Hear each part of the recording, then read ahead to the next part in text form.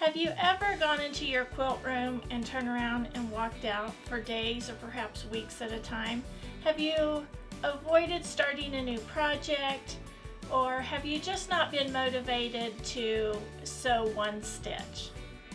If so, then today's video is for you, because I'm going to be talking about strategies to help you get out of a quilting slump. One of the most important things to do is to acknowledge that you are in a slump and understand that it's okay. The majority of quilters, crafters, and artists all get in a slump at one point in time or another.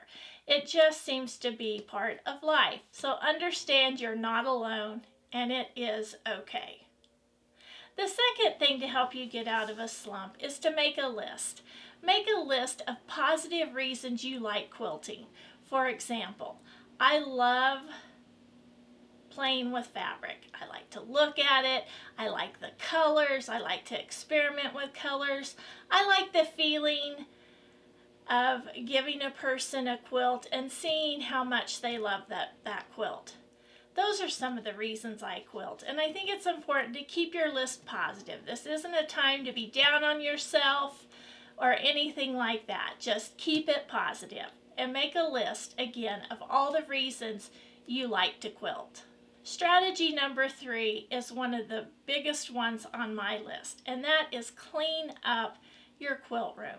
It is so hard for me to get in my quilt room when it's a disaster. Number one, it simply disorganizes my thought processes and makes me want to leave the area. So clean up your quilt room and make it a place where you want to be. Number 4 is to reorganize your fabrics. Now, I did this a couple of years ago and really went through all of my fabric, and I took out the ones that I didn't want. There really weren't very many, and I had organized my stash by color. But one of the most important things I did is I made it accessible, and that has just really made a difference for me in quilting, because I can simply open my cabinet doors and see the majority of my stash.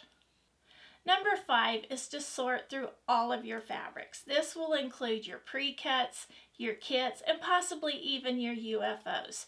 This helps remind us of why we purchased all those beautiful things that are in our quilt room. Okay, so I want to show you a couple of examples of what I found as I was looking for some projects to help inspire me. This is a pattern that I bought quite some time ago, probably 2 or 3 years ago, probably even longer ago, and that was for my granddaughter. And it's just so neat. It's so bright. It'll help her learn the alphabet. And even though it may be too late to make it for my oldest little granddaughter, it may not be too late to make it for my youngest granddaughter. So take a look at those quilt projects. Also, I had bought Sherry McConnell's A Quilting Life pattern called Together, and it was a sew along, and these fabrics are simply beautiful, and wow, what an inspiration they are. I found this old jelly roll. It was one of my favorites. This one is called Battle Hymn, and it'll just make a beautiful patriotic or just a beautiful quilt. I ran across this really neat fabric called Peacemakers. This is a cake layer that I bought, and here is some yardage that I bought to go with it. But they're beautiful. Gosh, I don't know why I haven't gotten to those yet. And then I found this kind of wilderness cake layer, and they're just really neat fabrics. And I think looking at this will help get you inspired and help you get out of a slump. The next tip is to look through all of your patterns. I pulled out a few patterns, and I came across this one. I love the little foxes in there. Oh gosh, such a sweet little baby quilt. I pulled out a couple of, a little booklet and a little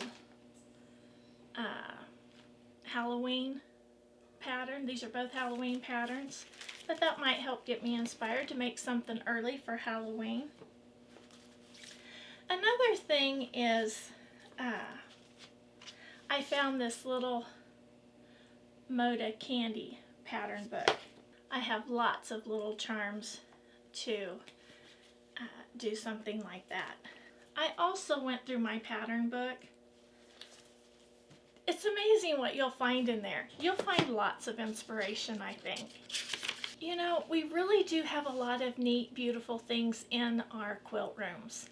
And I think sometimes we just forget all those things that inspired us in the past, inspired us enough to purchase them because we wanted to make them.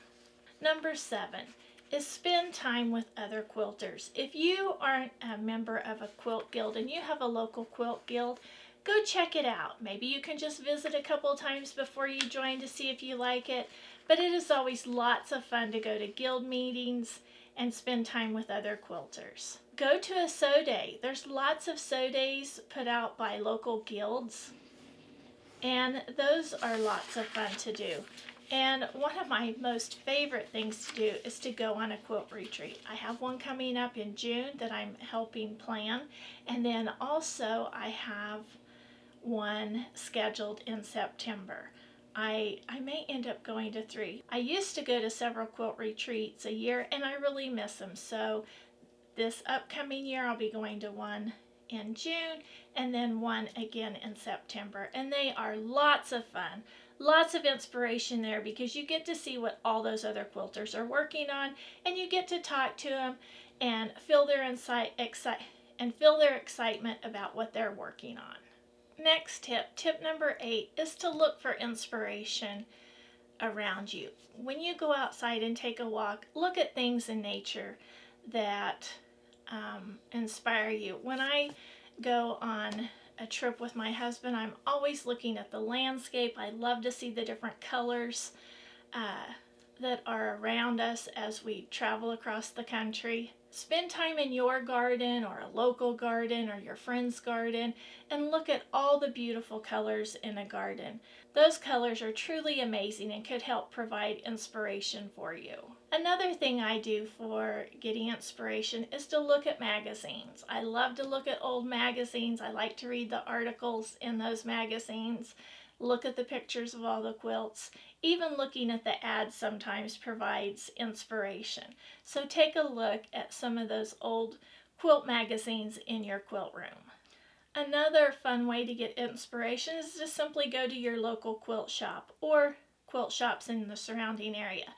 You could even go on a shop hop. Now that provides lots of inspiration because there's lots of quilts to be admired. You can go to a quilt show and see hundreds of quilts, or even visit a quilt museum if you're close enough to one.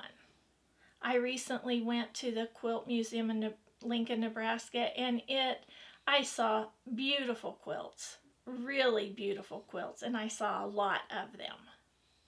The next strategy is to take a class online or take a class in person. I really feel like it's more inspirational to take a class in person, but if that's not something you want to do, then take a quilt class online. Another strategy is to read some quilt blogs. There are some amazing quilt blogs out there. My favorite quilt blog is by Sherry McConnell from A Quilting Life. I really enjoy her quilt blog. And maybe you just need to make a small project. Just get in your quilt room, do something that won't take long, like a mug rug, or do a little small kit that you might have in your quilt room. Sometimes just doing a small project helps get us out of that slump without tackling a huge project like a full-size quilt. Now the 2 panels behind me are 2 panels that I recently hung to give me a little inspiration. This one I just recently purchased at a quilt shop, and this is one I purchased quite some time ago. But since it's springtime, I thought I would hang these for some inspiration for myself and perhaps maybe you. In the comments below, please let me know if you've ever been in a quilting slump, and if you did, what did you do to get out of it? I hope you've enjoyed today's video. If so, please hit the like button, subscribe if you haven't, share with a friend, and as always, leave a comment. I love to get the comments and I try to reply to each and every one. So until next time, have fun quilting.